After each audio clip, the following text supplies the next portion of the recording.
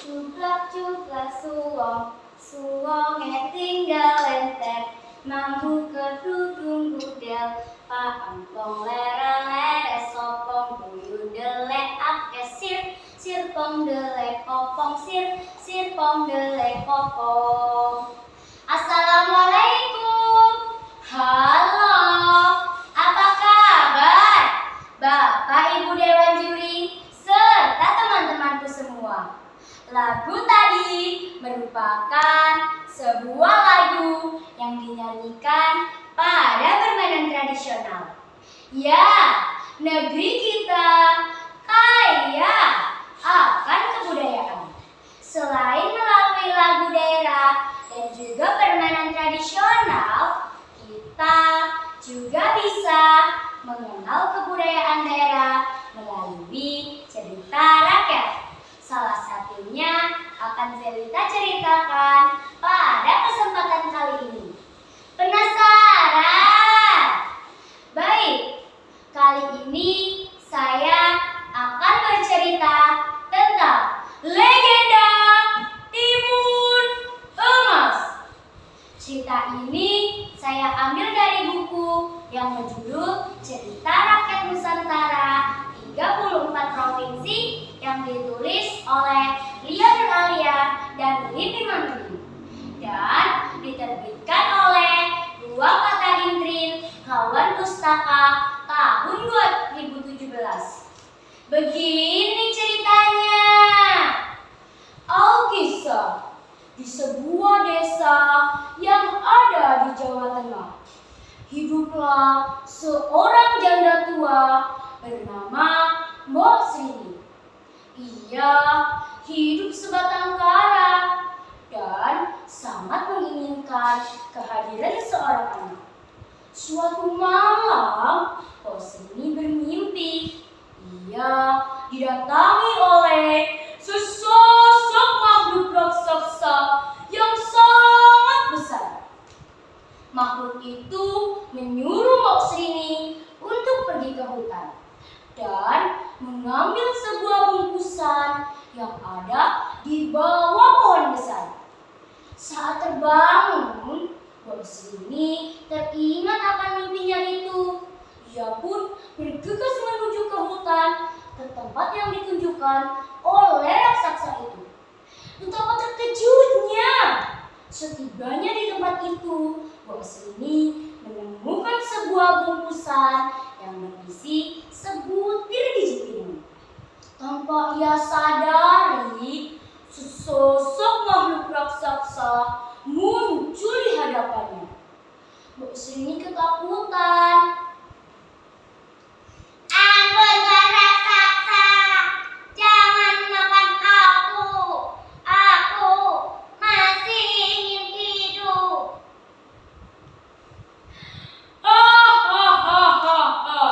Aku tidak akan memakanmu, janda tua. Bukankah kamu menginginkan kehadiran seorang anak? Lekas tanam biji timun itu. Kelak kamu akan mendapatkan seorang anak perempuan. Tapi ingat, kamu harus menyerahkannya kepadaku saat ia sudah dewasa. Untukku jadikan santapanku. Mbok Srini pun setuju. Mbok Srini pulang dan menanam biji timun itu di ladangnya. 2 bulan kemudian, timun itu tumbuh dengan baik. Tetapi timun ini berbeda dengan timun-timun lainnya. Timun ini berwarna emas dan berukuran sangat besar. Saat sudah matang, Mbok Srini memetiknya dan saat membelahnya, ia menemukan seorang bayi perempuan. Ia pun menimang bayi itu.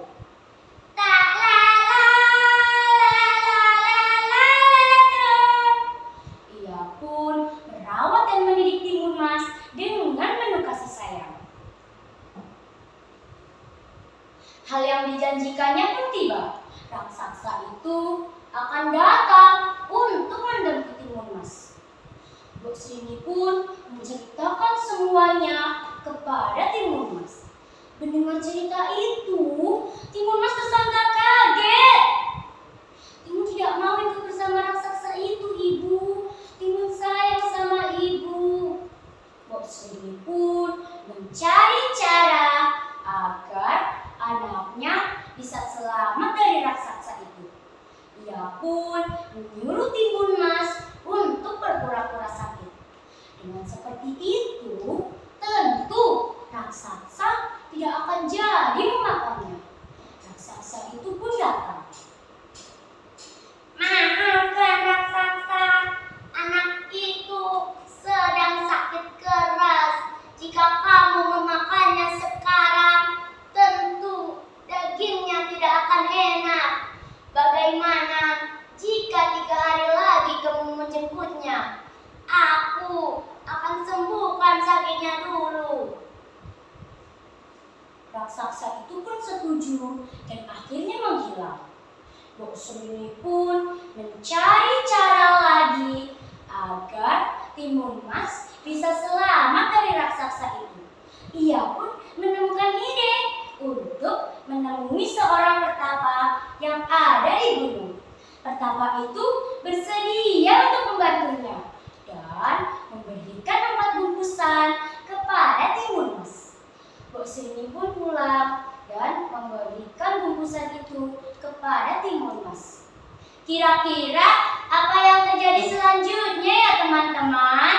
Ternyata 2 hari kemudian raksasa itu datang untuk menagih janjinya. Melihat Timun Mas yang sudah tumbuh dewasa, raksasa semakin tidak sabar untuk memakannya. Lalu saat raksasa itu hendak menangkapnya, Timun Mas lari dengan sangat cepat. Dan saat sudah mulai jauh, Timun Mas mulai kelelahan. Sementara raksasa semakin dekat.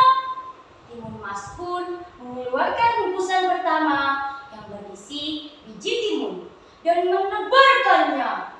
Dalam sekejap, hutan di sekitarnya berubah menjadi ladang timun yang mengikat tubuh raksasa. Tetapi raksasa berhasil melepaskannya. Timun Mas pun mengambil bungkusan kedua yang berisi jarum dan menebarkannya. Wilayah itu berubah menjadi ladang bambu yang tinggi dan runcing.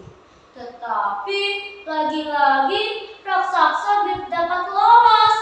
Timun Mas pun mengeluarkan bungkusan ketiga yang berisi garam dan menebarkannya. Wilayah itu berubah menjadi laut yang dalam dan sangat luas. Tetapi raksasa itu berhasil berenang dan lolos dari laut itu.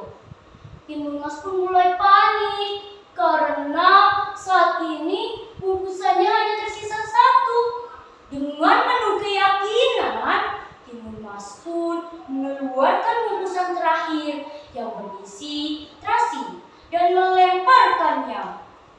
Wilayah itu dalam sekejap berubah menjadi danau yang berisi lumpur yang mendidih dan sangat panas. Raksasa itu pun tenggelam dan mati di danau itu. Timun Mas pun bersyukur karena saat ini ia sudah selamat dari kejaran dan santapan raksasa itu. Sejak saat itu, Timun Mas dan Bok Srini hidup bahagia. Demikian cerita tentang Timun Mas. Berdasarkan cerita ini, kita dapat mengambil pelajaran bahwa dengan usaha